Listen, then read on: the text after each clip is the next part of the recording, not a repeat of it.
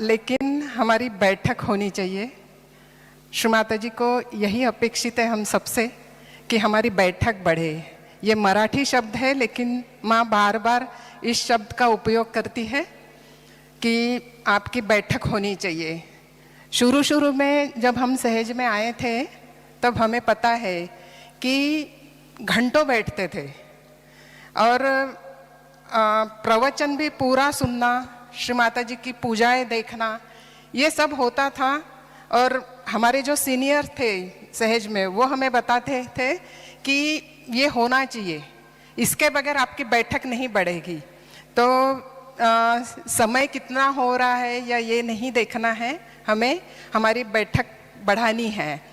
तो इसके लिए पूजा से हम तो जानते हैं कि पूजा के लिए बहुत समय लगता है, हम 3.5-4 घंटा बैठते हैं। तो ये इसीलिए आज का विषय भी उसी के ऊपर है। तो पूजा के लिए तो अभी ये विषय है तो आपको बैठना ही है।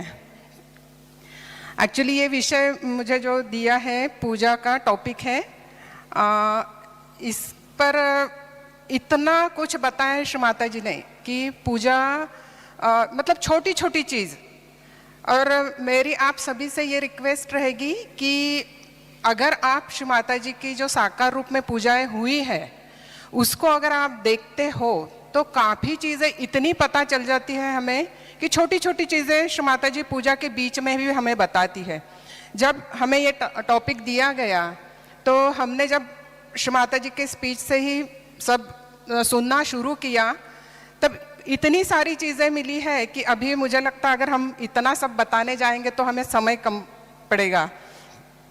विषय बहुत महत्वपूर्ण है, गहन भी बहुत है, क्योंकि पूजा का अगर आज हम इसका अर्थ समझ लेते हैं, क्यों करते हैं पूजा, पूजा में होता क्या है और हर चीज़ का क्या महत्व है, अगर इस चीज़ को आज हम लोग समझ लेते हैं तो हम कोई भी पूजा में आगे से हम बैठेंगे ना, आप कहीं पर भी बैठे हो, चाहे आपको पूजा में क्या हो रहा है वो पता भी ना हो, लेकिन हम हृदय में उसको इतना एंजॉय कर सकते हैं और हर चीज़ का फायदा हम फील कर सकते हैं, अनुभव ले सकते हैं उसको। इतनी छोटी छोटी और सुंदर चीज़ें श्री माता जी ने पूजा के बारे में बताई है। समय कम है इसलिए थोड़ा सा कोशिश करूँगी जल्दी बताने की। सबसे पहले तो हम पूजा के महत्व के ऊपर आते हैं कि हमें पूजा क्यों करनी चाहिए। तो आदि शंकराचार्य जी ने कहा है कि आध्यात्मिक विकास के लिए पूजा अत्यंत महत्वपूर्ण है। अब आध्यात्मिक विकास क्यों करना है, क्यों करना है, आध्यात्मिक विकास क्यों होना चाहिए, क्या करते हैं हम लोग आध्यात्मिक विकास होने के लिए? रोज ध्यान करते हैं, नमक पानी करते हैं, कलेक्टिव मेडिटेशन करते हैं, सहज का कार्य करते हैं। इसके अलावा पूजा भी उतनी ही महत्वपूर्ण है। तो पूजा हमें हमारे आध्यात्मिक विकास के लिए सबसे महत्वपूर्ण है और आध्यात्मिक विकास इसलिए ज़रूरी है क्योंकि हमको परमात्मा को पाना है। और इसका अवसर देने के लिए, पूजा का अवसर हमें देने के लिए साक्षात श्री आदि शक्ति इस धरती पर मानव रूप में अवतरित हुई है। अगर श्री माता जी उनके विराट स्वरूप में यहाँ आती तो हम यहाँ एक भी उनके सामने टिक नहीं पाते। उनके दर्शन के लिए हम लोग बिल्कुल भी समर्थ ही नहीं है। इसीलिए हमारी माँ ने देखो हमारे लिए पृथ्वी पर मानव रूप में जन्म लिया ताकि उनके बच्चों को उनकी पूजा का अवसर मिले। और ये भी उतना ही सत्य है कि सिर्फ और सिर्फ सहजी लोगों को ही इसका अधिकार है। सिर्फ सहजी लोगों को उन्होंने अधिकार दिया है उनके साकार रूप में या फिर उनकी तस्वीर के रूप में पूजा करने का। ये कितना बड़ा भाग्य है हमारे लिए। इसके अलावा श्री माता जी का स्पीच है मीनिंग ऑफ पूजा 80 का, उसमें श्री माता जी बोलते हैं कि सभी देवी देवता और ऋषिगण भी ईर्ष्या करते हैं। अब देखिए कि देवताओं को तक इसकी परमिशन नहीं है, ऋषियों को भी नहीं है सालों साल तपश्चर्या करने के बाद, और सहजी लोगों को तो 6 महीने में परमिशन मिल जाती है ना। और इसीलिए हम लोग बहुत कैजुअल लेते हैं पूजा को, बिल्कुल भी इसके महत्व को नहीं समझते हैं। तो ये नहीं करना है हमें, बिल्कुल भी नहीं। ये समझना है कि आदि शक्ति हमारे लिए आई है और हमें अवसर प्रदान कर रही है, तो उसका जितना फायदा हमें लेना है उतना लेना है। और इसीलिए पूजा करते हैं हम लोग, कृष्ण माता जी का हम जितना ज़्यादा से ज़्यादा चैतन्य को ले सके, उनके आशीर्वाद को ले सके, वो इसीलिए हम लोग पूजा करते हैं। और इसको बताते हुए बहुत सुंदर एक श्री माता जी का प्रवचन है, 82 का है, आदि शक्ति पूजा सेमिनार में श्री माता जी बात कर रहे, जैसे सहजी लोग और श्री माता जी में बातचीत होती थी, उसमें श्री माता जी से एक हमारे सहजी हैं, वो पूछते हैं इसमें ही कि जैसे देवताओं को परमिशन नहीं है उनकी पूजा करने का, तो रुस्तम करके हमारे एक सहजी है, वो श्री माता जी से पूछते हैं, श्री माता जी देवताओं को नहीं है परमिशन, तो श्री माता आशीर्वाद को ग्रहण कर सके। और दूसरी बात है कि श्री माता जी का चैतन्य बहुत फोर्सफुली बहता है, लेकिन उसको महसूस हमें करना है। तो वो ये दो चीज़ें पूजा में होती है। हम बहुत ज़्यादा डिटेल ना लेते हुए आगे बढ़ते हैं कि पूजा के नियम। अब ये बहुत इम्पोर्टेंट है, क्योंकि सिर्फ पूजा करने से नहीं होगा है, क्योंकि हमें श्री माता जी ने परमात्मा के साम्राज्य में लाके खड़ा कर दिया है ना। अब उस साम्राज्य में आए हैं तो उस साम्राज्य के नियम होते हैं, उनको फॉलो करना ही पड़ेगा, है ना। जैसे किसी ऑफिस में गए हम लोग, तो वो ऑफिस में जाने के लिए कुछ नियम होते हैं, या कॉलेज में आप लोग जाते हो तो उनके प्रोटोकॉल्स होते हैं, उसको फॉलो करते हैं, नहीं तो कॉलेज से निकाल दिए जाओगे। वैसा ही हमारे साथ होता है, अगर परमात्मा के साम्राज्य में रहना है तो उसके प्रोटोकॉल्स फॉलो करने होते हैं, नहीं तो हम कहाँ कब बाहर निकल जाए पता भी नहीं चलेगा हमें। तो हम बहुत लाइटली लेते हैं प्रोटोकॉल्स को, ऐसे नहीं करना है। श्री माता जी की जो भवसागर पूजा है 91 की, उसमें श्री माता जी बोलते हैं कि जानवर तक को समझता है प्रोटोकॉल्स, और आप इंसान होके भी नहीं समझते हो। एक जब जंगल का राजा आता है तो सब शांत बैठते हैं, और जब हमारे सामने सारे ब्रह्मांड की स्वामिनी बैठी है, हम लोग इतना बातचीत करते हैं, इधर उधर चलते हैं, ये सब होते हैं हमारे साथ। तो श्री माता जी ये हमें बता रही है कि हमें प्रोटोकॉल्स में रहना है। हम तो इंसान हैं, हमें तो ये समझ होनी चाहिए कि हमारे सामने कौन बैठे हैं, है ना।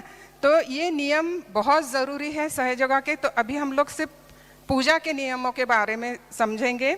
सबसे पहला है कि हमारा शुद्धिकरण होना चाहिए। पूजा में जब भी हम आते हैं तो पूरा अपना क्लियरेंस करके आए, वरना कोई फ़ायदा नहीं होगा। सॉल्ट ट्रीटमेंट करके आए, जैसे 1 महीना तो हमें पता होता है कि कौन सी पूजा आने वाली है, तो उस पूजा के प्रवचनों को हमको सुनना है, वाइब्रेशंस को देखना है, अपनी कंडीशन के अनुसार जो भी ट्रीटमेंट ज़रूरी होते हैं वो हमें करना है। इसके अलावा 2 बार ध्यान, नमक पानी, ये तो हमें करना ही करना है, कलेक्टिविटी में जाना।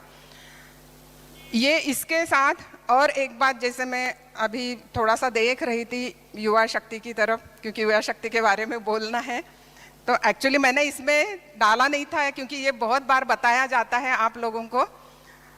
जो बालों के बारे में बोला है श्री माता जी ने कि बाल बंधे हुए होने चाहिए, है ना। सिर्फ देवी को अधिकार है बाल खुले रखने का, हमें नहीं है। अगर बाल खुले छोड़ते हो तो भूत आके बैठेंगे, तो क्या भूत आके बैठने दे। और जितनी पॉजिटिविटी में जाते हैं ना हम लोग, उतना निगेटिविटी हावी होने की कोशिश करती है हमारे ऊपर। तो इसीलिए हमेशा श्री माता जी तो बोलते हैं अच्छे से तेल लगा के अच्छे बाल बांध के आइए। तो ये कोशिश हमारी होनी चाहिए। हमारा जो श्री माता जी ने जो नियम बनाए हैं वो आत्मा को प्राप्त करने के लिए है। श्री माता जी इसीलिए बोलते हैं कि अपना सहज कल्चर जो है वो समाज में लेके जाइए, समाज का कल्चर सहज में मत लाइए। तो हमारे अंदर वो होना चाहिए ना कि हम सहजी हैं, तो समाज में वो जाइए शान से। हमारे श्री माता जी फॉरेन में जाते थे तो क्या उन्होंने चेंज किया अपने आप को? नहीं ना। तो फिर हमें भी वैसे चेंज नहीं होना है। तो आगे से याद रखिए कि बाल खुले अगर हम छोड़ते हैं तो ये हमारे ही लिए नुकसानदायक हो जाता है। तो ये नहीं करना है, बाल अच्छे से बांध के आना है। और ये भी नहीं कि सिर्फ सेंटर पे या पूजा में आते या सहज के कहीं कार्य में जाते तो ही बांधना है। बाहर तो और भी ज़्यादा निगेटिविटी है, तो खुद को बचाना है हमको। श्री माता जी हमें बचाने के लिए ये सब चीज़ें बता रही है, तो हम तो बिल्कुल विरोध में चले जाते हैं और फिर बोलते हैं कि हमें कोई फ़ायदा नहीं हो रहा है। तो कैसे होगा फ़ायदा, क्योंकि हम तो उनकी कोई भी बात नहीं मान रहे। तो ये नहीं होना चाहिए। दूसरा जो नियम है, श्री माता जी ने साफ तौर पे बोला है कि जब भी आप पूजा में आते हो तो आपका चित्त कहाँ होना चाहिए? पूरा चित्त पूजा में होना चाहिए, चैतन्य लहरियों पे होना चाहिए। क्या हमारा होता है चित्त? 3 घंटा बैठना, यानी यहीं से शुरुआत हो जाती है कि बाप रे, घड़ी की तरफ 10 बार ध्यान जाता है हमारा। अभी तक पूजा शुरू नहीं हुई, फिर शुरू हो जाती तो अभी तक खत्म नहीं हुई, अभी तक आरती शुरू नहीं हुई, और जैसे आरती हो जाती, बंधन देते, फटाक से भागने लग जाते हम बाहर। आगे आएगा वो भी नियम। इसीलिए आज हमको पूजा की एक एक चीज को समझना है, उसके पीछे इतना बड़ा मीनिंग है, अर्थ है, और इतने फायदे हमें ही हैं उससे। इसीलिए हर चीज को अगर करते हैं तो इतने फायदे होते हैं पूजा के कि पूछो मत। आज आप लोग जान दोगे ना, जो श्री माता जी ने बताया वही बताऊंगी, अपने मन से कुछ भी नहीं, क्योंकि मुझे कुछ नहीं आता है। तो श्री माता जी ने बोला है साक्षी बनना है, और बिल्कुल साक्षी बन के बैठना है पूजा में। हमारा ध्यान कहाँ जाता है? स्टेज पे कौन है, पूजा कौन दे रहा है, पूजा में बैठे कौन है ना? ये सब चित्त हमारा इधर उधर भागते रहता है। कौन ने क्या साड़ी पहनी है ये मतलब सब इसी में हमारा चित्त रहता है। तो ये साक्षी बन के देखना है। कोई पूजा करे, कौन करे, क्या कर रहा है, वो नहीं। मुझे माँ से जुड़ना है, मैं और श्री माता जी, इसके बीच में और कुछ नहीं होना चाहिए। तो ये महत्वपूर्ण है। इसके बाद वाला एक बहुत ही सुंदर बताया है श्री माता जी ने। श्री माता जी बोलते हैं कि आपका जो चित्त है, चरण कमलों पर पूरी तरह से चित्त स्थिर करके उनकी पूजा की जानी चाहिए। पूजा के समय अनचाहे से भी चित्त विक्षेप यानी चित्त का हटना सम्मान विहीनता है। मतलब हम लोग देखिए, अगर हमारा चित्त 2 मिनट के लिए भी पूजा में श्री चरणों से हट जाता है तो हम श्री माता जी का अनादर कर रहे हैं। तो इसीलिए पूरा चित्त श्री माता जी के श्री चरणों में रहे, 1 मिनट के लिए भी हमारा चित्त इधर उधर ना जाए, इसकी तरफ हमें ध्यान देना है। और इसके लिए हम थोड़ा पूजा में पहले आके बैठे और माँ से प्रार्थना करें कि माँ, मेरे चित्त को बिल्कुल इतना स्थिर और शुद्ध कर दीजिए कि वो बस आप ही के श्री चरणों में रहे। ये प्रार्थना है, हमको करनी पड़ती है, और इसीलिए पूजा में हम पहले आके बैठते हैं, है ना? तो ये भी बहुत महत्वपूर्ण है। इसके बाद जो है, श्री माता जी ने साफ तौर बोला है कि मध्यम प्रकार के लोगों को नहीं लाना चाहिए, क्योंकि वो पूजा को सहन नहीं कर सकते। कई बार हमने देखा है, हमारे प्रिय होते हैं, हमें लगता है क्या होता है, पूजा के फायदे होते हैं, सभी को पता है। भारतीय लोगों को बताना नहीं पड़ता है कि पूजा के बहुत फायदे होते हैं, है ना? मालूम होता है तो चलो ना, कुछ नहीं होता, 1 महीना हो गया, 2 महीना हो गया, मेरी मम्मी है, मेरे पापा है, मेरा भाई है, हम लोग लेके आ जाते, लेकिन उनके ऊपर उसका असर होता, कई बार तबीयत खराब हो जाती है।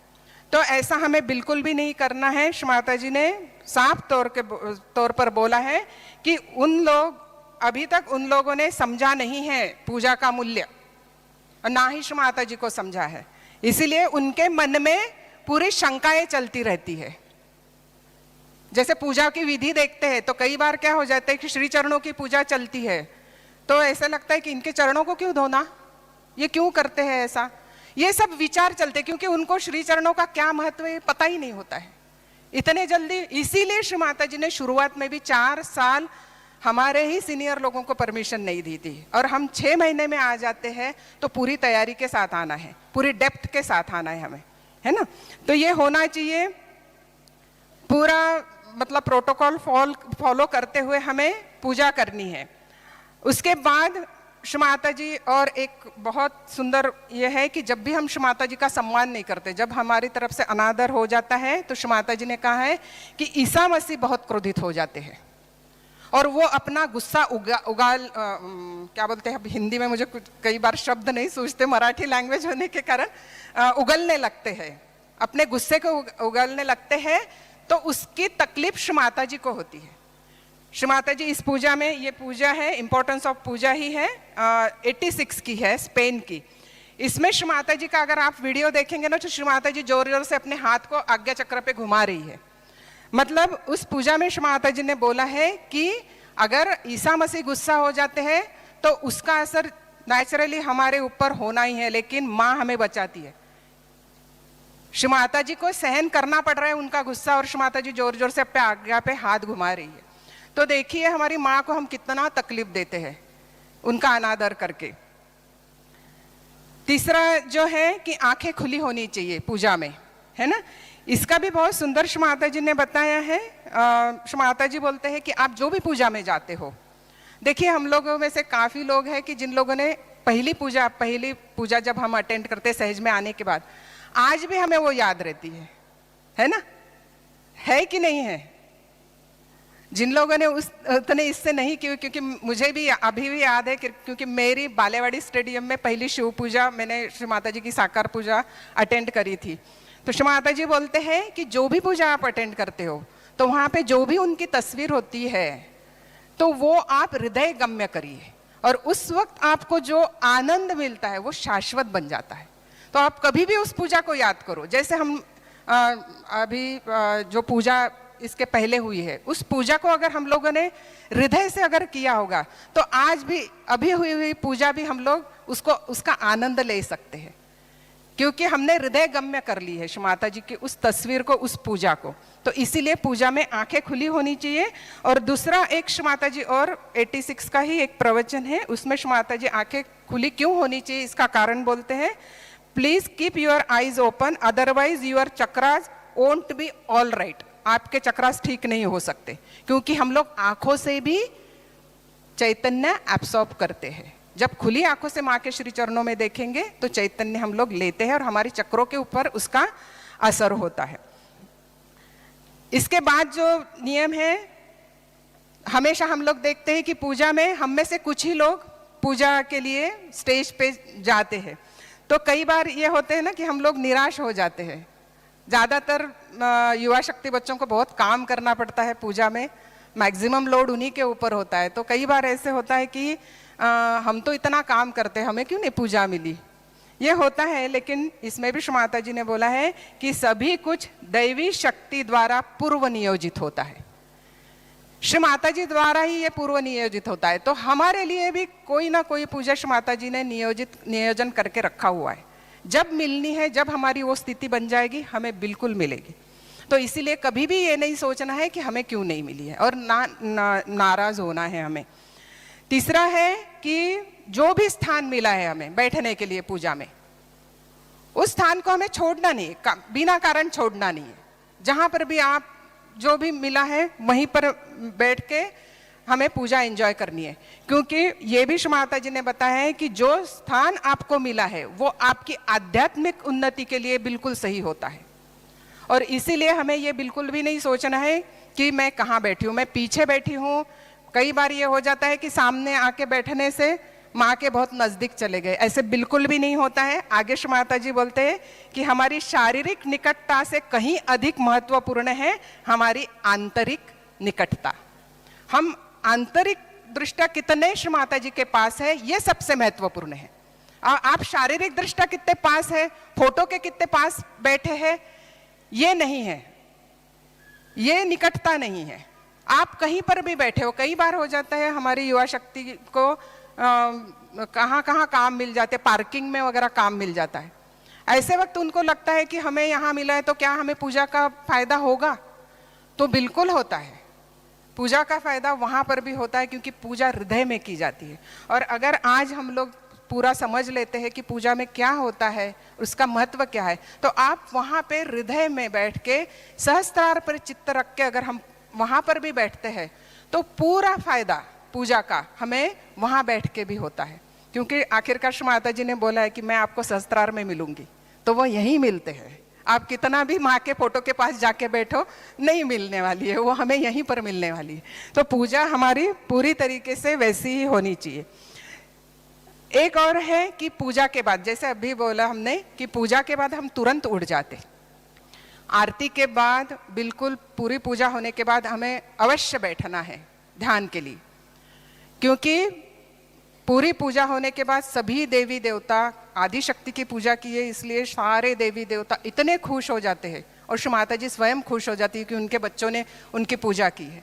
तो इतने ज़्यादा वाइब्रेशंस होते हैं, इतने सारे आशीर्वाद होते हैं, और तब जो समय होता है हमें आशीर्वाद लेने का, उसी समय हम उठ जाते हैं वहाँ से, है ना।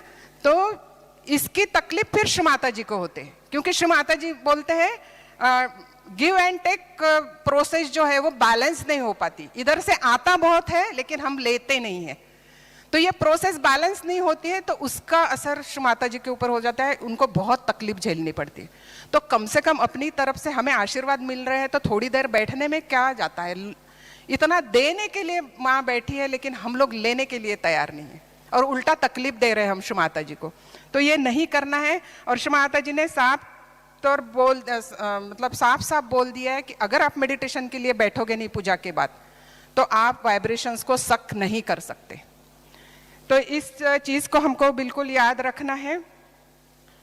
और एक आखिरी में प्रोटोकॉल बताऊंगी, उसके बाद हम लोग पूजा विधि की तरफ आते हैं। पूजा में किस प्रकार के धातु का उपयोग करना चाहिए ये भी श्री माता जी ने साफ तौर पे बता दिया है, और ये प्रवचन है देवी पूजा 1990 का। इसमें श्री माता जी बोलते हैं कि पूजा में कौन सी जो हम लोग बर्तन यूज करते हैं तो उसका धातु कौन सा होना चाहिए, इसको भी बहुत महत्व है। आप जिस धातु को उपयोग में लाते हो पूजा में उसका असर आपके ऊपर होता है, ये श्री माता जी हमें बता रहे हैं। और इसको बोलते हैं श्री माता जी आपको पता होना चाहिए कि पूजा में कौन सा धातु यूज करना है। ये आध्यात्म साइंस है, आध्यात्म विज्ञान है, मतलब साइंस ऑफ स्पिरिचुअलिटी, ये श्री माता जी बोलते हैं। तो चांदी ये सबसे बेस्ट है, हम पीतल और तांबा भी यूज कर सकते हैं, लेकिन पीतल और तांबा पंचामृत के लिए नहीं करते हैं क्योंकि उसमें दही खराब होता है, पंचामृत में दही एक इंग्रेडिएंट होता है, तो इसलिए पंचामृत के लिए स्पेशली चांदी का, लेकिन चांदी का असर बहुत अच्छा होता है, हमारे ऊपर उसका इफेक्ट होता है। और इसका उदाहरण देते हुए श्री माता जी ने दिल्ली का एक उदाहरण दिया है कि जब सबसे पहली बार दिल्ली में पूजा हुई थी श्री माता जी की, फर्स्ट टाइम दिल्ली में, तो श्री माता जी बोलते हैं अगर वो फोटो किसी को मिली तो आप देखना, मैं चेयर में पूरी सिकुड़ गई थी क्योंकि उन लोगों ने प्लास्टिक के यूज की हुई चीजें पूजा में यूज करी थी। तो प्लास्टिक बिल्कुल भी यूज नहीं करना है, प्लास्टिक राक्षस है, ये श्री माता जी ने बोला है। ये वाला प्रोटोकॉल हमें याद रखने हैं। प्रोटोकॉल्स तो बहुत सारे हैं लेकिन बाकी के प्रोटोकॉल्स नहीं लेती हूँ क्योंकि अपनी विधि के बारे में थोड़ी सी हम लोग जानकारी ले लेते हैं।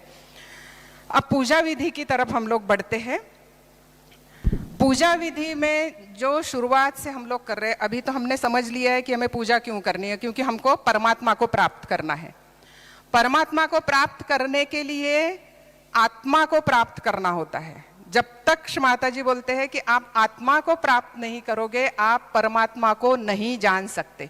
तो पूरी पूजा विधि जो है वो आत्मा को प्राप्त करने के लिए ही होती है। हर चीज जो हम लोग उपयोग में ला रहे हैं पूजा में, हर विधि कर रहे हैं हम लोग पूजा में, वो सभी चीजें, सारी की सारी चीजें हम लोग सिर्फ और सिर्फ आत्मा को प्राप्त करने के लिए करते हैं। और आत्मा कब प्राप्त होगी?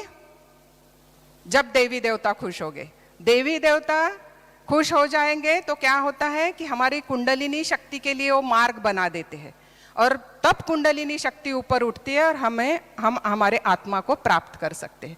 तो पूरा मतलब इसके पीछे का एकमेव हमें समझ में आ गया है कि हम अपने अंदर के देवी देवताओं को प्रसन्न करने के लिए श्री माता जी की पूजा कर रहे हैं। मतलब अभी इस पूजा में जो कुछ भी करेंगे वो पूजा तो माँ की कर रहे हैं लेकिन पूरा असर हमारे ऊपर हो रहा है, उसके सारे फायदे हमें हो रहे हैं, है ना। तो सबसे पहले पूजा में क्या क्या चीजें करते हैं हम लोग? प्रार्थना करते हैं, मंत्र बोलते हैं, भजन गाते हैं, कुछ चीजें ऑफर करते हैं और कुछ छोटी छोटी विधियां करते हैं, बराबर है। फिर ये सबका मीनिंग हमें पता होना चाहिए, चाहे आप स्टेज पे बैठ के पूजा करो या ना करो, लेकिन हर एक को ये चीज पता होनी चाहिए कि पूजा में क्या क्या होता है और वो क्या कैसे करते हैं और उसका महत्व क्या है। अगर इस चीज को हम पूरी गहनता से समझ ले तो उसका बिल्कुल हमें फायदा होता है, क्योंकि अगर ये पता ही नहीं होती है और वो कहाँ क्या चल रहा है ये भी पता नहीं होता है तो फिर हम लोग 3 घंटे बैठते और फिर इधर उधर देखने का ही काम करते। तो ये चाहे हम करें या ना करें लेकिन हमें पता होनी ही चाहिए। तो सबसे पहले हम लोग पूजा की शुरुआत कहाँ से करते हैं? क्या करते हैं पूजा में शुरू करने से पहले? परमिशन मांगते हैं, बिल्कुल अनुमति मांगते हैं ना श्री माता जी से, और इसीलिए सबसे पहला हम लोग पूजा की परमिशन दीजिए और विनती सुनिए बोलते हैं, क्योंकि पूजा का अधिकार मांगते हैं श्री माता जी से, है ना। तो प्रार्थना बहुत महत्वपूर्ण है। श्री माता जी बोलते हैं कि आपकी सारी इच्छा पूर्ण हो जाएगी, आपको जो चाहे वो मिल जाएगा, लेकिन आपको मांगना पड़ेगा। तो प्रार्थना का मतलब क्या है? याचना करना, विनती करना, मांगना, और उसको प्र लगा हुआ है, यानी कि जो श्रेष्ठ चीज है उसको मांगना, बिना मांगे नहीं मिलेगा। और बाद में श्री माता जी बोलते हैं कि आपकी प्रार्थना पर देवताओं को काम भी करना पड़ता है।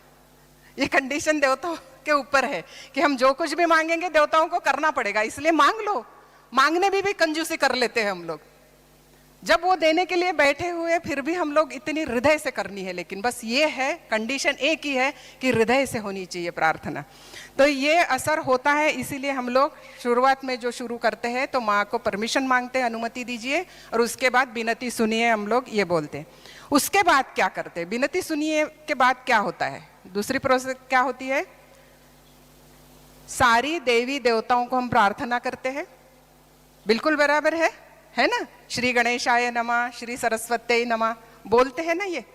अब इसका भी श्री माता जी ने बताया है, लेकिन उससे पहले हम लोग मंत्र का क्या एक दो लाइन में सुन लेते हैं कि मंत्रों के बारे में श्री माता जी ने क्या कहा है। श्री माता जी बोलते हैं कि मंत्र अपने चक्रों पर कार्य करते हैं, है ना? जो भी मंत्र बोलते हैं उस चक्र पे उसका कार्य होता है और वहां के आशीर्वाद हमको मिलते हैं। और दूसरा है, श्री माता जी ने बोला है कि जब तक आप संस्कृत में श्लोक या मंत्र नहीं कहते, मेरे चक्र चलते ही नहीं। और इसीलिए देखिए, हम लोग श्लोक या मंत्र बोलना है तो वो संस्कृत में ही बोलते हैं।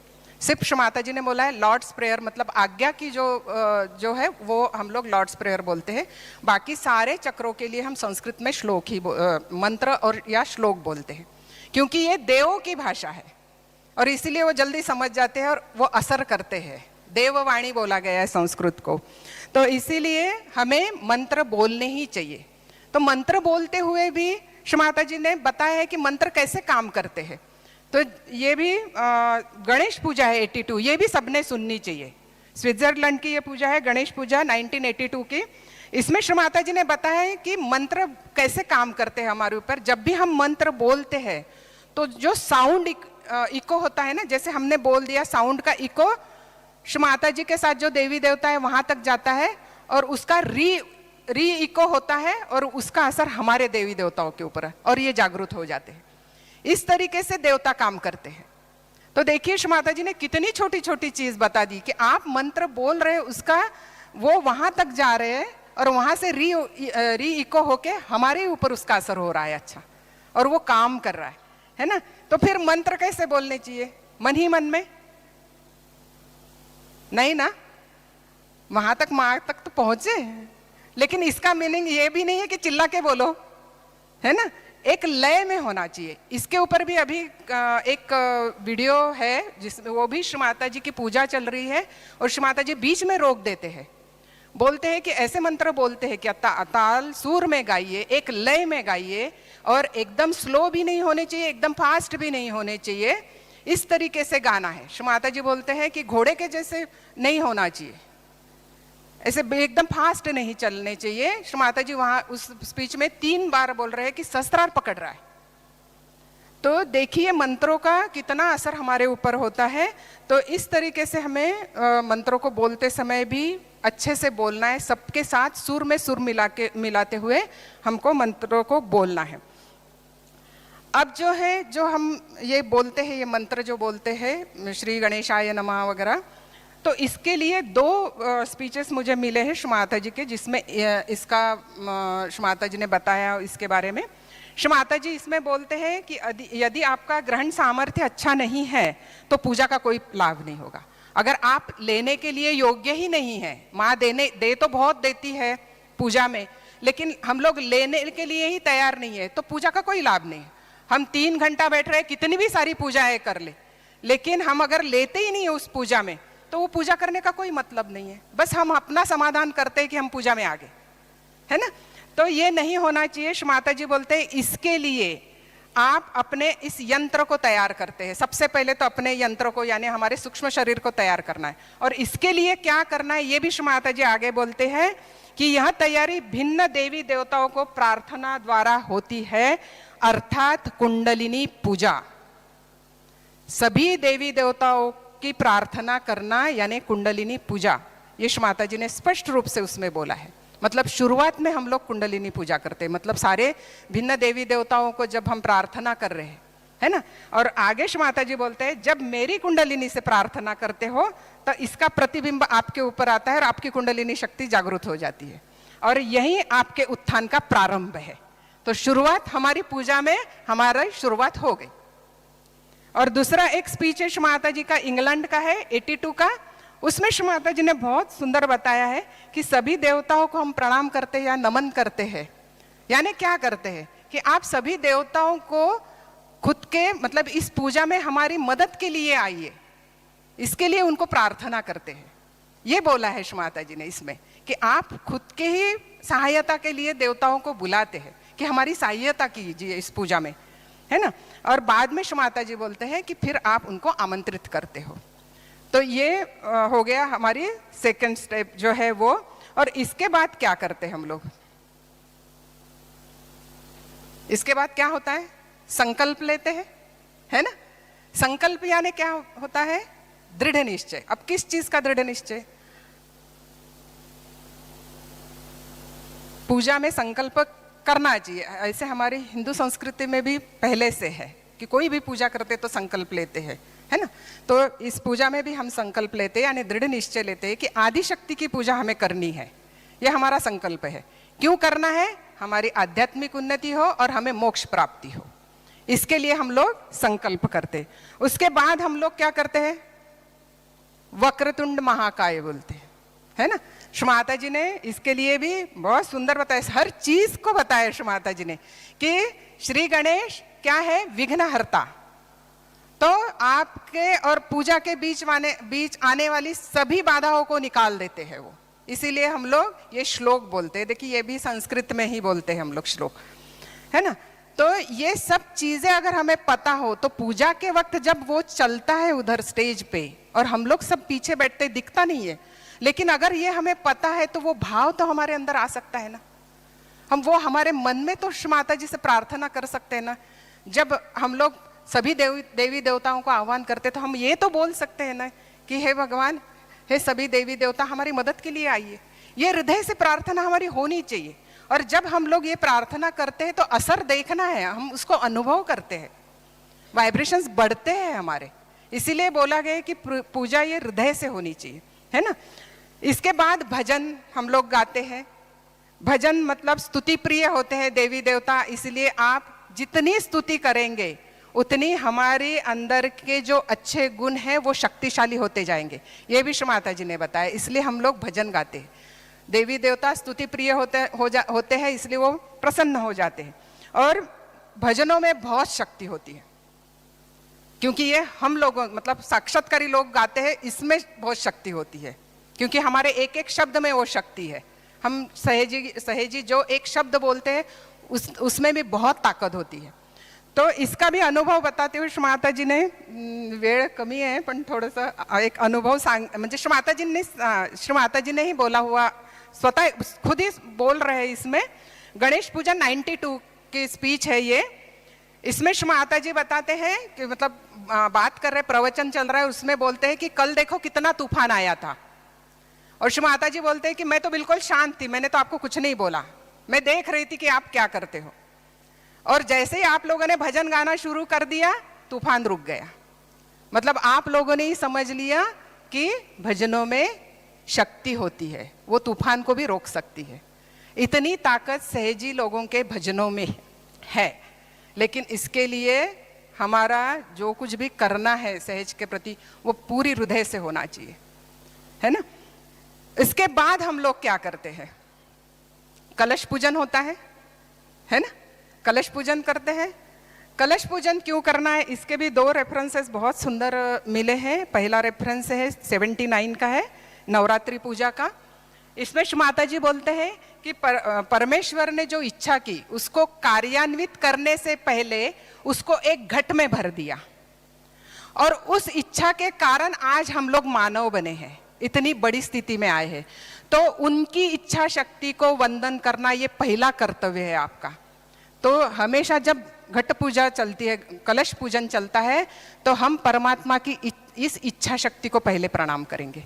हृदय से ये होना चाहिए कि शुमाता जी, हम आपको हृदय से प्रणाम करते हैं कि आपकी इच्छा के कारण आज हम इस स्थिति में हैं, इस स्थिति पे आए हैं, है ना। और दूसरा एक जो शुमाता जी का एक मिला है, उसमें शुमाता जी बोलते हैं कि घट में क्या होता है, कलश होता है, उसके ऊपर नारियल हम लोग रखते हैं, है ना। तो घट जो है यानी कलश जो है वो भी कुंडलिनी का प्रतीक है और नारियल भी कुंडलिनी का प्रतीक है। कुंडलिनी यानी क्या, शुद्ध इच्छा शक्ति, है ना। आदिकालीन इच्छा शक्ति कौन सी है हमारी शुद्ध आदिकालीन शुद्ध इच्छा शक्ति? परमात्मा को प्राप्त करना। तो ये हमारी शुद्ध इच्छा शक्ति है कि परमात्मा को प्राप्त करे। इस इच्छा शक्ति की पहले पूजा होनी चाहिए, ये शुमाता जी बोलते हैं। और इसीलिए हम लोग पहले घट पूजन करते हैं। और वो घट पूजन के वक्त अगर हम हृदय में प्रार्थना करें कि माँ हमें परमात्मा को, आपको प्राप्त करना है, बस यही शुद्ध इच्छा शक्ति हमारे हृदय में है और इस इच्छा शक्ति की हम पूजा कर रहे हैं। ये भाव हमारे अंदर जब तक वो पूजा चलती है तब तक हमारे अंदर नहीं आएगा ना, उसका कोई फायदा नहीं होगा, है ना। तो ये होता है घट पूजन का। वो जो कलश में जो पानी होता है, शुमाता जी ने बोला है कि वो नदी, सारे विश्व की जो नदियाँ है उसका प्रतीक है। और नारियल में जो पानी होता है कि सारे विश्व में जितने भी सागर है उनका पानी उसमें होता है। इसके बाद हम लोग आते हैं अगला जो हमारा प्रोसेस होता है उसके ऊपर। अब इसके बाद जो भी पूजा में प्रोसेस होती है वो क्या है, उसमें हम लोग कुछ ना कुछ ऑफर करते हैं शुमाता जी को, है ना। तो पहले ऑफरिंग के लिए जो अर्पण करते हैं शुमाता जी को, उसका भी हमें अर्थ पता होना चाहिए, वो भी हमें समझ में आना चाहिए। नहीं तो क्यों कर रहे हैं, ऐसा क्यों करते हैं, क्या कर रहे हैं, ये भी पता नहीं होता है पूजा में, है ना। तो ये भी हमें अगर पता रहेगा और इस वक्त ये चल रहा है स्टेज में और वो पूजा हम हमारे अगर हृदय में करते रहेंगे तो उसका इफेक्ट हमारे ऊपर होते रहेगा। तो सबसे पहले शुमाता जी बोलते हैं कि सहयोगी मतलब रियलाइज सोल की तरफ से जो कुछ भी ऑफर किया जाता है उसका स्वीकार शुमाता जी करते हैं, सिर्फ और सिर्फ सहयोगी की तरफ से, क्योंकि वो रियलाइज सोल की तरफ से आया हुआ है ना। ये क्यों करना है, क्या जरूरत है ऑफरिंग की, कुछ चीजें ऑफर करने की क्या जरूरत है, इसके भी लिए शुमाता जी बोलते हैं आप जो कुछ भी मुझे अर्पण करते हो उससे आप ही के अंदर के तत्व जागृत होते हैं। मतलब हम लोग जो शुमाता जी को ऑफर कर रहे हैं उससे हमारे अंदर के तत्व जागृत होते हैं। तत्व जागृत होते हैं यानी कि हमारे अंदर हर तत्व, पता है ना आप सबको कि हमारे अंदर जो चक्र है उसके ऊपर जैसे देवी देवता है वैसे सारे तत्व भी है ना। तो ये तत्व जागृत होते हैं, देवी देवता जागृत हो जाते हैं, यानी कि फिर से वही है कि देवी देवताओं को जागृत करना, इसीलिए ऑफरिंग भी उसी के लिए होता है। तो जब हम लोग कुछ भी ऑफर करते हैं तो वहाँ के तत्व जागृत होते हैं और जैसे ही तत्व जागृत हो जाते हैं वो वहाँ के जो गुण हैं वो हमें आशीर्वाद स्वरूप मिलते हैं। उसके बाद ये प्रश्न मन में जरूर आता है कि कुछ ही चीजों को क्यों ऑफर करना, है ना। बहुत सारी तो चीजें रखी हुई होती है संसार में, लेकिन कुछ ही चीजों को बोलते हैं कि यही ऑफर किया जाना चाहिए। वो हम लोग आगे देखेंगे कि क्या क्या हम लोग ऑफर करते हैं। लेकिन ये जो मन में हमारे प्रश्न आता है इसके ऊपर भी शुमाता जी ने उत्तर दिया है कि जो चीजें हम लोग शुमाता जी को ऑफर कर रहे हैं वो चीजों के ऊपर मेडिटेशन, हमारे जो ऋषि मुनि साधु संत है उन्होंने ध्यान करके इन सभी चीजों की खोज की है कि यही चीजें ऑफर करनी चाहिए 5 तत्वों के लिए, ठीक है ना। तो इसीलिए हम लोग वो चीजें ऑफर करते हैं। और श्रीमाता जी इसमें ये वाला 82 गणेश पूजा का ही है, ये जरूर सुनिए आप सब लोग ये वाला स्पीच। इसमें श्रीमाता जी बोलती है कि ये एक ट्रिक है, पूजा एक युक्ति है ना, कि ज्यादा से ज्यादा परमात्मा से फायदा कैसे उठाए। ये मनुष्य मतलब संतों ने निकाली हुई ट्रिक है कि ज्यादा से ज्यादा परमात्मा का फायदा उठा ले, ये चीजें ऑफर करे और हमें फायदा हो जाए। इतना सुंदर उसमें वर्णन किया है शुमाता जी ने कि ये सब मतलब सब तो माँ ने ही बनाया हुआ है, उनको क्या ऑफर करेंगे। लेकिन परमात्मा भोक्ता होता है, वो एंजॉय करता है, और इसीलिए जो भी हम ऑफर करते हैं तो उसका फायदा हमें ही होता है। अब जो है क्या 5 तत्वों के लिए हम लोग क्या क्या ऑफर करते हैं, माता जी के पास क्या क्या रखा जाता है। तो दीपक रखते हैं, दिया रखते हैं हम लोग, ये अग्नि तत्व के लिए होता है। जल रखते हैं, या फिर उसी स्पीच में कोकोनट भी बोला है, ये जल तत्व के लिए है। फूल या हार हम माता जी को ऑफर करते हैं, ये पृथ्वी तत्व का प्रतीक है। फैन देवी को ऑफर किया जाता है, माता जी ने उस स्पीच में बोला है कि फैन पंखा जो है वो माता जी को हम ऑफर करते हैं, वायु तत्व होता है। शंख जो रखते हैं ये आकाश तत्व होता है। तो देखिए अभी हम लोगों ने ये सारी चीजें 5 तत्वों की मां के सामने रख दी है, ताकि हमारे अंदर ये 5 तत्व जागृत हो जाए और सभी देवता जागृत होकर हमें आशीर्वादित करें, ताकि हम आत्म तत्वों को प्राप्त कर सके, है ना। बाद में इसी स्पीच में माता जी ने नहीं, ये वाला दूसरा स्पीच है 82 का, इंग्लैंड का स्पीच है, बेस्टोइंग ऑफ बूंस। ये वाला स्पीच भी बहुत सुंदर है माता जी का। इसमें माता जी जो घंटी हम लोग माता जी के पास रखते हैं पूजा में, उसके लिए बोलते हैं कि जब हम घंटी, ये प्रतीक है, जब हम लोग बेल बजाते हैं घंटी को तो सारी निगेटिविटी भाग जाती है, सारे राक्षस भाग जाते हैं यहाँ से पूरे, इसीलिए हम लोग वो घंटी रखते हैं।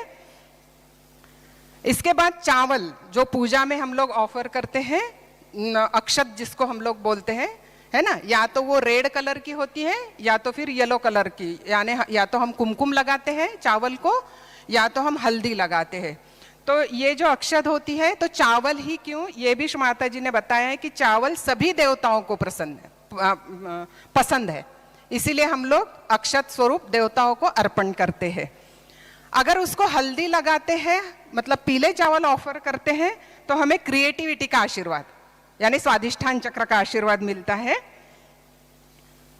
सुंदर फूल जब माता जी को ऑफर करते हैं तो हमें सुंदर फूल है तो स्वादिष्ठान चक्र, और सुगंधित फूल है तो मूलाधार चक्र के आशीर्वाद के लिए हम माता जी को ऑफर करते हैं। अब इसके बाद क्या होता है, जल पूजन होता है ना।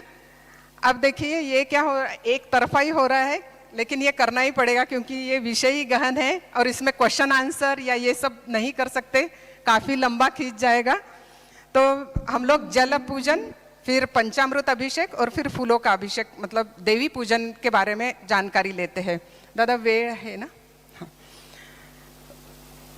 अब जलाभिषेक हम लोग करते हैं। तो माता जी हम लोग जब भी श्री चरणों पे जलाभिषेक करते हैं माता जी के, तो कई पूजाओं में हम जैसे प्रवचन खत्म हो जाता है तो काफी बार हम लोग ये सुनते हैं कि माता जी बोलते हैं कि चलो अब हमारे चरणों को धोइए आप।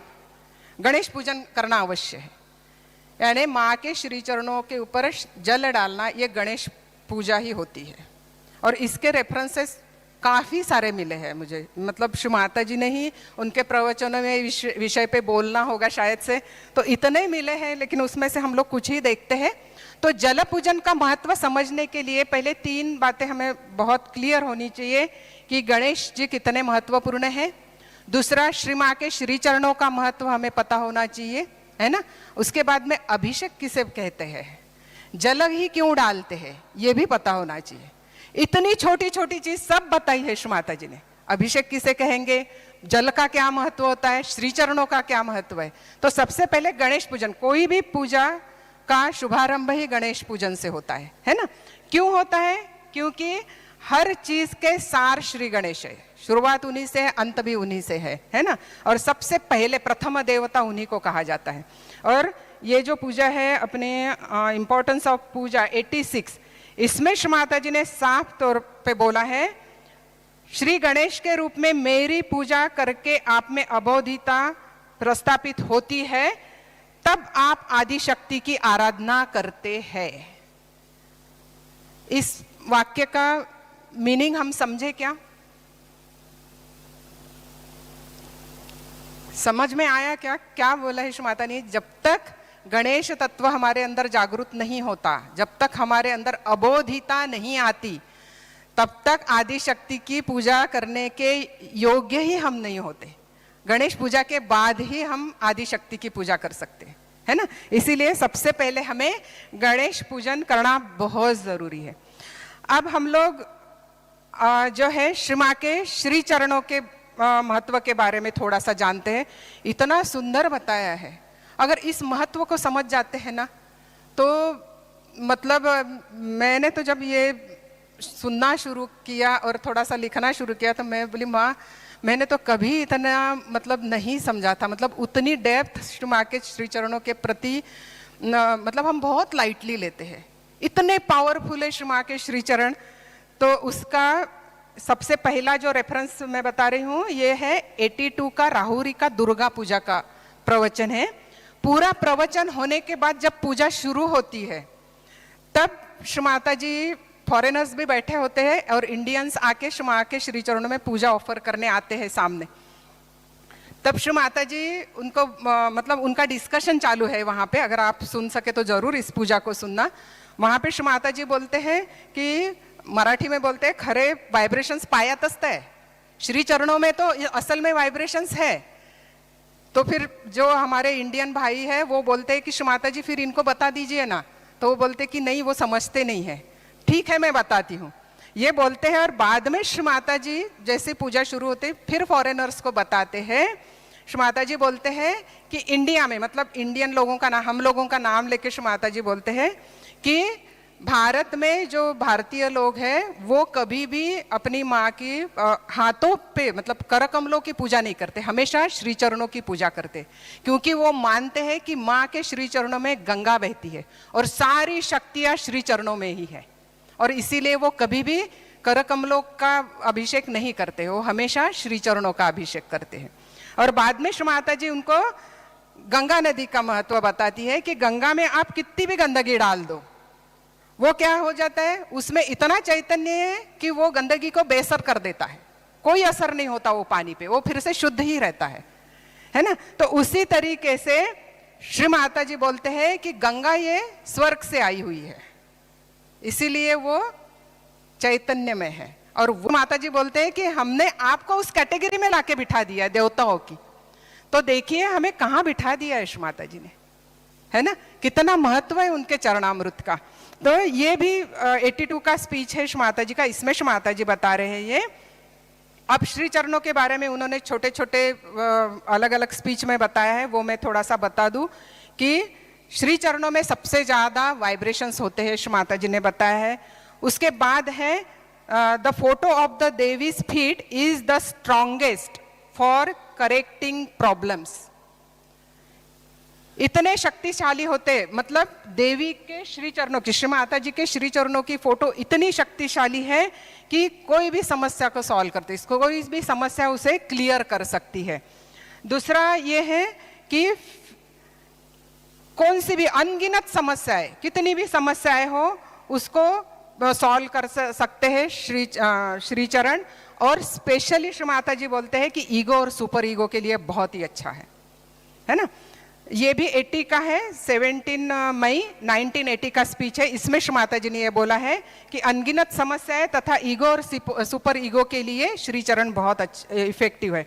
और यहाँ पे अभी योगा का मीनिंग इतना सुंदर बताया श्री माता जी ने। ये 23 सितंबर 1990 का स्पीच है श्री माता जी का। श्री माता जी जैसे हमें कॉमनली योगा का मीनिंग जो पता है वो अलग है, और यहाँ पे श्री माता जी ने श्री चरणों से कितना सुंदर बताया, union of our attention with the feet of divine mother who gives moksha. मतलब हमारा अटेंशन और श्री माँ के श्री चरणों के साथ का जो यूनियन है वो हमें मोक्ष देता है, और उसी के लिए हम पूजा कर रहे हैं। हम बोल रहे हैं ना मोक्ष प्राप्ति प्रीत्यर्थम, तो ये यूनियन होना चाहिए। मतलब अटेंशन कितना महत्वपूर्ण है, इसीलिए पहला प्रोटोकॉल था कि एक क्षण के लिए भी आपका चित्त श्री चरणों से पूरी पूजा में नहीं हटना चाहिए, पूरी समय अटेंशन श्री चरणों में होना चाहिए, तभी तो जाके मोक्ष मिलेगा, उस लायक हम बन सकेंगे, है ना। तो ये होना चाहिए। और ये एक पूजा है 12 अक्टूबर 1980 श्री गणेश पूजा स्विट्जरलैंड। यहाँ इस पूजा में साफ तौर पे श्री माता जी ने बोल दिया है, my feet here represent Shri Ganesha. Shri माँ के श्री चरण श्री गणेश जी को रिप्रेजेंट करते हैं।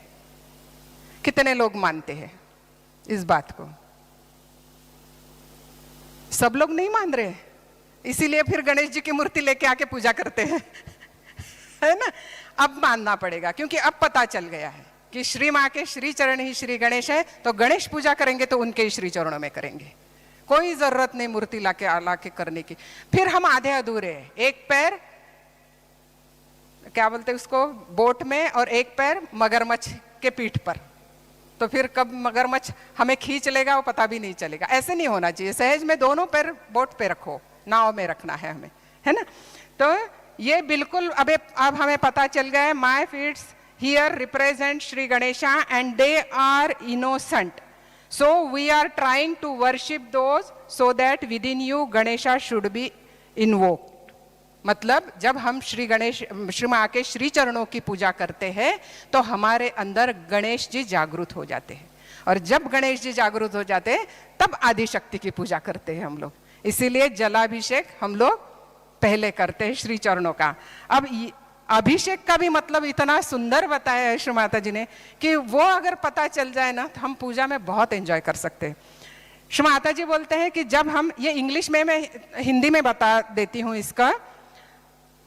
इसका जो रेफरेंस है, महाशिवरात्रि पूजा 25 फरवरी 1979, ये वाला स्पीच है श्री माता जी का। हम देवताओं को आमंत्रित करते हैं और अपने हृदय के प्रेम को बहाते हैं, यह अभिषेक कहलाता है। जब हम देवी देवताओं को बुला रहे हैं तो उनके श्री चरणों में जब अपने हृदय के प्रेम को हम लोग बहाते हैं, ये अभिषेक होता है। अब इसको एक्सप्लेन करने के लिए श्री माता जी ने बहुत सुंदर बताया कि जिस बर्तन में आप पानी लेते हो तो वो बर्तन आपका हृदय है, और वो पानी जो है वो बर्तन का, वो आपका प्रेम है। मतलब अगर ये मीनिंग समझ में आएगा तो हम श्री चरणों पे पानी डालते समय भी कितना सुंदर फील आता है। वो फील आना चाहिए कि मैं माँ के हृदय में करो ना, वहां नहीं कर रहे हो तो हृदय में ही पूजा करना है, कहीं पर भी बैठो, कि हम आदि शक्ति के श्री चरणों में अपने प्रेम को बहा रहे हैं। ये फील होना चाहिए श्री माँ के श्री चरणों में जब हम जलाभिषेक करते हैं, है ना। तो ये होता है अभिषेक। और पानी के लिए भी श्री माता जी ने बताया है, ये है 25 दिसंबर 1986 का स्पीच है। इसमें श्री माता जी बोलती है कि जो जल हम माँ के पास रखते हैं वो श्री माता जी के दिव्यता को पहचानता है, और वो उत्साहित हो जाता है कि अपने प्रेम को उनके श्री चरणों में मैं रखूं। ये इतना सुंदर वर्णन पानी का भी, मतलब पानी भी जान जाता है कि ये दिव्यता है और इनको मेरा प्रेम मुझे इनके श्री चरणों में बहाना है। तो ये हो गया पानी और अभिषेक का मतलब। और अब हम लोग श्री माँ के श्री चरण धोते तो खुद श्री माता जी ने हमें क्या बताया है इसको जानते हैं, क्योंकि श्री माता जी खुद बोलते हैं कि आपको मन में बोलना है जब आप जलाभिषेक करते हो। तो ये चीज़ें हमें पता होनी चाहिए, बस बैठे हैं पूजा में इधर उधर देख रहे हैं, इससे नहीं होने वाला। तो ये सब चीज़ें हमें करनी है। श्री माता जी बोलते हैं, ये है यूके की मीनिंग ऑफ पूजा 80 की। मेरे चरण धोना अति साधारण प्रतीत होता है, अब इन चरणों को देखिए। मैं नहीं जानती कि आप इनमें यानी श्री चरणों में पूरे ब्रह्मांड को देखते हैं या नहीं। मैं तो इसे यहाँ देखकर आश्चर्यचकित हूँ। मतलब हमने तो कभी नहीं देखा श्री माँ के श्री चरणों में ब्रह्मांड, क्योंकि हमारी श्रद्धा ही नहीं है उतनी, हमने जाना ही नहीं माँ के श्री चरण क्या है। लेकिन माँ बोलते हैं कि पूरा ब्रह्मांड उतर के आया है श्री चरणों में, उनके श्री चरणों। तो मतलब ये हमारे बताने से या हमारे फीलिंग से कहीं ऊपर है, बता नहीं सकते इस चीज को हम लोग, है ना। आगे श्री माता जी का जो स्पीच है यही पूजा है। इसमें श्री माता जी ने पूरा डिटेल बताया है कि आप श्री चरण के ऊपर जो पानी डालते हो, मेरे चरण धोते समय आप क्या करते हो, ये पूरा बताया। श्री माता जी बोलते हैं कि मेरे श्री चरणों ने घोर परिश्रम किए हैं, तो उसको आराम देना, ये उसके पीछे का रीजन है। फिर हम लोगों के मन में वो भाव होना चाहिए कि माँ आपने कितने परिश्रम किए हैं, आपके श्री चरणों ने कितने परिश्रम किए, और उसको आराम देने के लिए हम लोग आपके श्री चरणों में जल डाल रहे हैं। ये भाव होना चाहिए। जब प्रेम से हम लोग, पूरे हृदय के प्रेम से हम लोग वो जल डालेंगे, तो जो जितना प्रेम हमारा श्री माँ के और जाता है उससे कई गुना ज़्यादा प्रेम हो हमारे ऊपर उंडेलने लगती है श्री माता जी।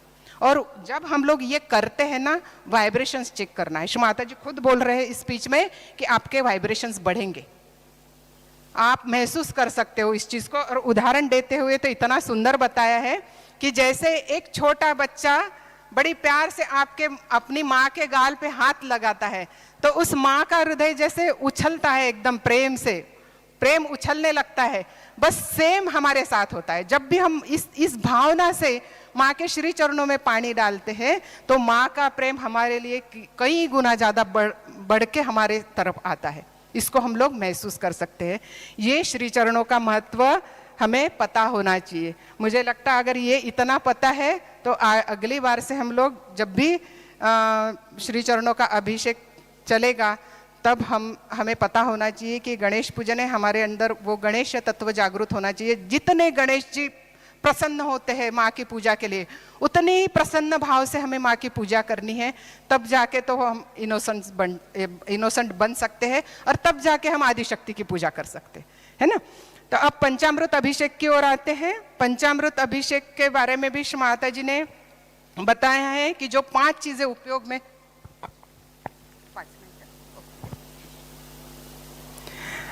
समय बहुत हो चुका है, लेकिन ठीक है, मैं बहुत ज़्यादा नहीं, लेकिन ये जो 5 मिनट और लेते हैं, थोड़ा सा श्रृंगार का और पंचामृत का इतना ही बताना बचा है। पंचामृत अभिषेक आणि श्रृंगारचंच राहिलंय सांगायचं। पंचामृत के लिए जो 5 चीज़ें हम लोग उपयोग में लाते हैं, उसका भी श्री माता जी ने बताया हुआ है कि ये 5 ही चीज़ें क्यों यूज़ करना, क्योंकि इसको भी मेडिटेशन करके ही हमारे इन साधु संतों ने खोज की है कि इन्हीं 5 चीज़ों को ऑफर करना है। तो वो 5 चीज़ें जो है उसका सीक्वेंस भी एक पूजा में बताया है श्री माता जी ने। हालांकि वो इधर उधर हुई तो चलता है, पहले घी, उसके बाद हनी, उसके बाद योगर्ट यानी दही, उसके बाद मिल्क और बाद में शुगर। ये भी 85 की पूजा है, 10 मार्च 1985। इसमें श्री माता जी बताते हैं, इसमें जो पहली चीज़ यूज़ करते हैं वो है घी। घी सभी देवताओं को पसंद है और स्पेशली श्री कृष्ण को। हनी जो है हमारे अटेंशन को प्रकाशित करता है, यानी मधु जो हनी होता है वो। तीसरा है योगर्ट, दही। दही जो है, इसका रेफरेंस मुझे नहीं मिला, लेकिन एक पूजा हैंडबुक है, उसमें इसका मीनिंग है। इसमें लिखा है विच represents the white part of the sky. Sky का जो वाइट पोर्शन होता है उसको रिप्रेजेंट करता है, और ऑल अराउंड द मून, जो चंद्रमा के चहुं ओर जो प्रभा मंडल होता है उसको रिप्रेजेंट करता है। और जो हमने कई हमारे जो सीनियर मोस्ट है उनसे बात करी, तो उन लोगों ने हमें ये बताया है कि दही में जो क्वालिटी होती है ना, कि दही दूध डालो तो वो दही बन जाता है, परिवर्तन वाली क्वालिटी, तो उन लोगों ने ये बताया कि ये भी रिप्रेजेंट करता है। मिल्क जो है सब कुछ प्रदान करने वाला, ये इसका रेफरेंस भीष्म माता जी ने दिया है कि इंडिया में गाय जो है बहुत हम्बल एनिमल है, और उसका जो दूध है वो सब कुछ प्रोवाइड करता है, सब कुछ हमें प्रदान करता है। शुगर जो है वो हमारी वाणी में मधुरता के लिए होता है। और एक और मिला है कि sugar gives you friendship, friendship के लिए भी हमें फ्रेंडशिप भी देता है शुगर, है ना।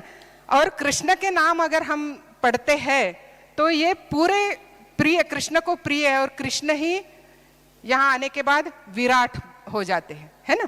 तो ये सब इसका है। उसके बाद देवी का श्रृंगार जो होता है, एक 5 मिनट में मैं श्रृंगार का महत्व बता देती हूँ। बहुत सुंदर एक ये वाला देवी पूजा ऑस्ट्रेलिया 83, ये वाला स्पीच है। इसमें श्री माता जी ने श्री चरणों को जो डेकोरेट करते हैं उसका मतलब बताया हुआ है। जब हम लोग देवी का श्रृंगार करते हैं यानी सभी चक्रों की पूजा करते हैं, देवी का श्रृंगार यानी सभी चक्रों की पूजा होती है। तो इसमें जब हम माँ के श्री चरणों को डेकोरेट करते हैं तो उन श्री चरणों में अभी हमने देखा कितनी पावर है, सभी शक्तियां श्री चरणों में है, तो उन शक्तियों को डेकोरेट करते हैं, उन शक्तियों की पूजा कर रहे हैं ताकि वो शक्तियां हमें मिले, है ना। तो श्री माता जी बोलती है कि जब आप रेड थिंग्स से, वहाँ श्री माता जी रेड थिंग बोल रही है, हम लोग कुमकुम से या अलता से श्री माता जी के श्री चरणों को डेकोरेट करते हैं। है ना। तो जब आप रेड थिंग को डेकोरेट करने के लिए यूज करते हैं तो वहाँ की जो शक्ति है वो प्रसन्न हो जाती है। ये श्री माता जी ने इसमें बताया है, अगर उनको प्रसन्न करना ही है हमको, क्योंकि हमें तो वो चाहिए सब आशीर्वाद। इसके बाद श्री चरणों में हम स्वस्तिक निकालते हैं, ये इनोसेंस का और बैलेंस का प्रतीक है। गहने पहनाते हैं हम श्री माता जी को, तो ये सारी चक्रों की पूजा ही होती है। श्री माता जी को हम चूड़ियाँ पहनाते हैं, वो विशुद्धि चक्र के लिए होती है। अत्तर जो है वो सुगंध है, यानी अर्थ एलिमेंट हमारा मूलाधार चक्र है। काजल श्री माता जी बोलते हैं कि आंखों की सारी निगेटिविटी को निकाल देता है, मतलब माँ जब श्रृंगार में काजल लगाते हैं हमारे आंखों की पूरी निगेटिविटी निकल जाती है। माँ जब चूड़ी पहनती है हमारी विशुद्धि के आशीर्वाद के लिए होता है। उसके बाद क्राउन मतलब मुकुट जो पहनाते हैं हम श्री माता जी को, श्री माता जी ने ये 9 अक्टूबर 1982 पूजा के वक्त जब श्री माता जी पहनते हैं मुकुट, तब श्री माता जी बोलते हैं दिस इज फॉर योर एकादशा, ये हमारे एकादश के लिए श्री माता जी मुकुट पहनते हैं। अब देखिए सभी आशीर्वाद हमें ही मिल रहे हैं, माँ को पहना रहे हैं लेकिन आशीर्वाद हम ही ले रहे हैं, तो ये इसीलिए करना है, हमारे फायदे के लिए होता है। इसके बाद माँ कुमकुम लगाते हैं, हमारे आज्ञा को खोलते हैं। सहस्त्रार पर तेल लगाते हैं, हमारे सहस्त्रार के लिए होता है। और आखिरी बताती हूँ मंगलसूत्र का। मंगलसूत्र का श्री माता जी बताते हैं, ये 80 का श्री गणेश पूजा है, 12 अक्टूबर 1980 श्री गणेश पूजा। इसमें श्री माता जी बताते हैं this is the sign that she is married to Shiva, Shiv ji के साथ आदिशक्ति की शादी हुई है, ये इसका प्रतीक है। She is a wife of Shiva, वो शिव जी की पत्नी है आदिशक्ति, और इसीलिए जब एक छोटा बच्चा श्री माता जी को मंगलसूत्र ऑफर करता है। तो अभी हमने देखा है कि ये सारा जो कुछ है, ये जो भी हम ऑफर कर रहे हैं हमें वो चक्रों के आशीर्वाद मिलने के लिए कर रहे हैं। सेम हम लोग फूल भी श्री माता जी को ऑफर करते हैं कि 108 नामों की जो शक्तियां हैं श्री माता जी के, जो गुण हैं वो हमें मिल जाए, इसलिए हम श्री माँ के श्री चरणों में फूल ऑफर करते हैं, आरती करते हैं, ताकि हमारे अंदर के अग्नि तत्व को हम प्रकाशित करते हैं।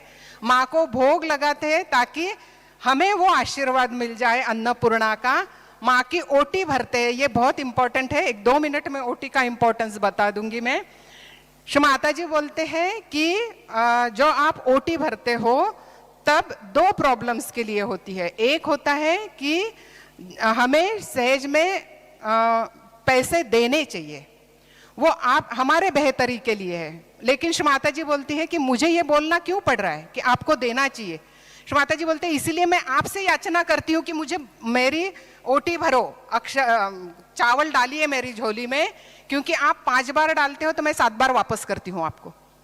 मतलब श्री माता जी हमसे ही प्रार्थना कर रही है कि बच्चों का भला होने के लिए कि भाई आप मुझे 5 बार दे दो, मैं आपको 7 गुना लौटा दूंगी, हमारे भलाई के लिए ओटी भरना है हमको। तो ये भावना होनी चाहिए कि माँ मेरे अंदर वो उदारता दीजिए, मेरी इस समस्या को सॉल्व कर दीजिए ताकि मैं भी दे सकूं सहज में अपना कुछ ना कुछ योगदान।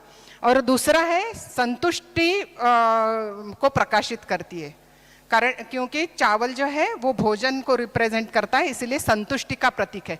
यानी हमारे नाभि के लिए हम लोग ओटी भरते हैं, और जब भी ओटी भरी जाती है हम माँ से बिल्कुल हृदय से प्रार्थना हमें करनी है कि माँ हमारे अंदर संतुष्टि को प्रकाशित कर दीजिए, ज्योतिर्मय कर दीजिए, और हमारे अंदर देने की वृत्ति, जो हम सहज में कुछ दे सके पैसा, जो कि हमारे नाभि के लिए अच्छा है। तो ये प्रार्थनाएं, जब ये क्रियाएं चलती है पूजा में, तो हमारे तरफ से ये प्रार्थनाएं होनी चाहिए और वो भाव होना चाहिए, तब जाके तो होगा।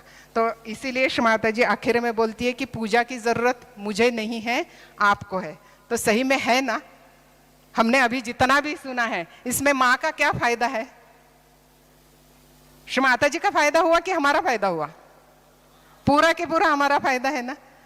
तो फिर कितनी हृदय से करना है, और हमारे फायदे के लिए माँ यहाँ पे अवतरित हुई है कि सब मेरे बच्चों को फायदा हो जाए। तो उतनी ही लगन से, उतनी ही प्रेम से, उतनी ही श्रद्धा से, उतनी ही समर्पित भाव से माँ की हम पूजा करेंगे तो सभी आशीर्वाद हमें मिलेंगे। गलती से भी हमसे अगर कुछ बोलते हुए गलतियाँ हुई हो तो मैं माँ से भी क्षमा मांगूंगी और आप सभी से। और जय श्री माता जी।